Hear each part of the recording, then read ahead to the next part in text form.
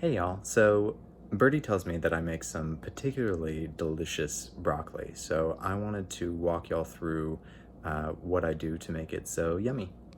Here we go. So the first thing that makes the broccoli really yummy is actually onion. And so all you do for an onion is you cut off this little like tail part, not the root. You want to keep the root. You cut off this little tail part,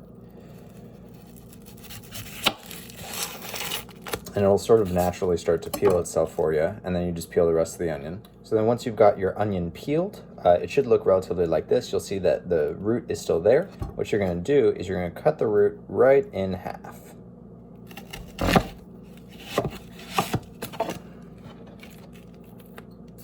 And then, unless you're making a huge meal, you probably won't need the whole onion. So I just use half an onion.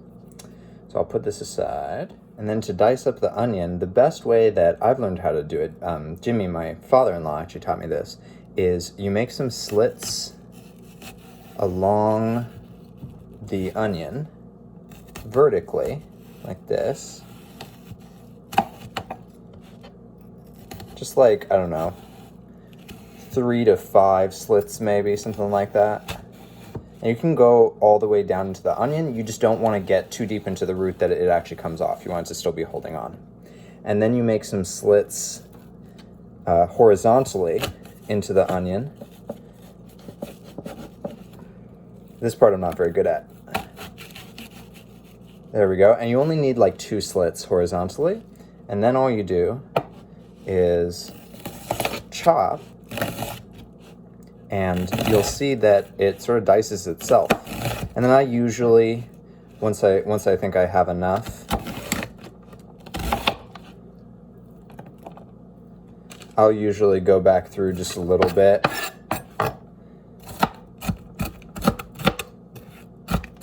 And just dice it up again. And you don't need a whole lot. I'm making broccoli for 2 people, and this is the onion that this is the amount of onion that I'm going to use. So I didn't even use an entire half of the onion. It's just to sort of start that flavor base. You're going to couple this with like olive oil and salt and garlic, and it's going to make it really, really yummy. It's going to make a delicious base for you to put your broccoli into. All right, so this is about half a bag of broccoli. All you want to do is you just want to take the bigger pieces and you just want to split them up a little bit, because if you don't, what will happen is the small pieces will get overcooked and the big pieces will be undercooked. So making the pieces relatively uniform size does not have to be perfect at all, but making them relatively uniform size is going to help them cook evenly so that you have a nice consistent broccoli. So next you want to heat up your pan before you put anything in it, and the way that you'll know that your pan is hot enough is if you just get some water on your fingers from the sink and you flick onto the pan, you'll see it like sizzle up and disappear. So you can see that here that's not happening, which means the pan is not yet hot enough. I'll show you what it looks like. Okay, so now you can see when I flick the water and you immediately see that like sizzle. That's what you want. Also, I may have lied and said that we were going to use olive oil. We're actually using butter. I use olive oil for other methods of making broccoli, but for this I use butter. And when I say butter, I mean, I can't believe it's not butter because I'm vegan, but you can use butter, that's fine. So you take a thing of butter and you flop it down, and you just sort of spread it around, and you want maybe a couple. You just want it to sort of coat the bottom of the pan. If it's all evaporating, turn your heat down a little bit, because you want it to sort of form a coating for the pan for you so things don't get sticky. Also, these pans don't like metal utensils, so instead, I use a spatula. Just spread that around. Butter does not, I can't believe it's not butter, does not like spread as well as regular butter, so if you're using regular butter, you'll probably do this even better than I will. Once you've got a coating like this, you can dump in the onions, and you want to wait for them to cook for just a little bit before you season it at all, because like I've said before, you want to wait for everything to open up.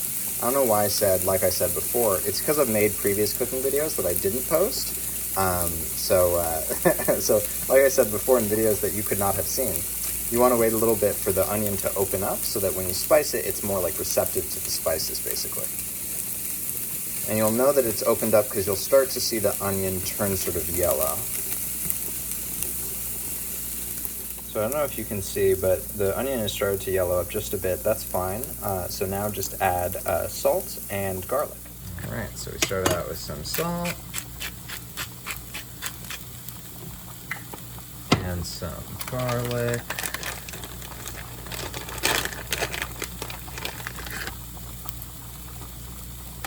I'm actually going to add just a little bit of olive oil just to keep the bottom of the pan moist, as everyone likes to say, just so that way it doesn't like char anything. Just a little bit, not a lot, just enough to sort of mix around.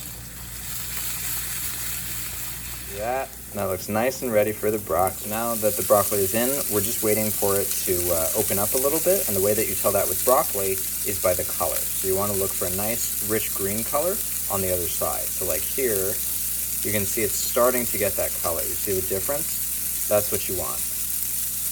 Yeah, so we can probably flip this and start adding spices because it's already really hot. All right, so we're going to douse this in some more butter. My timer is going off for my pasta that I'm making along with this.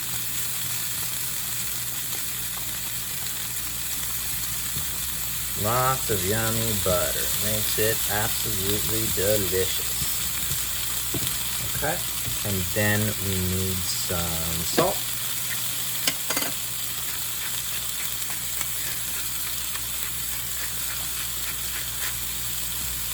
And some pepper.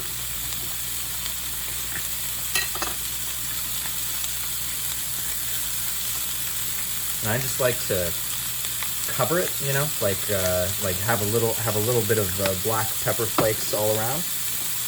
I'm gonna stir it just a little bit, make sure it's not burning. I'm gonna add a little bit more olive oil to cool it down a little bit.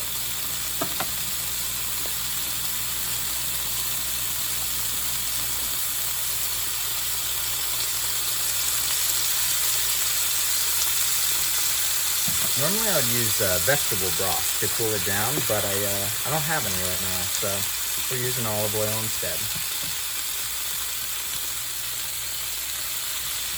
All right, and then let's add garlic, which is essential. This garlic is absolutely delicious.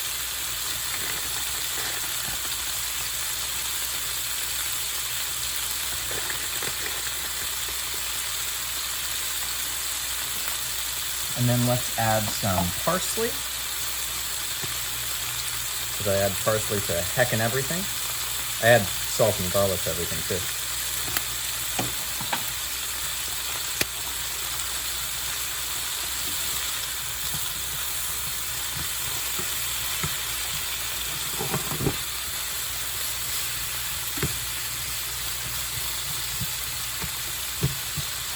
And then the broccoli is starting to look really green. You can see it's really starting to come along. So let's do our first taste test.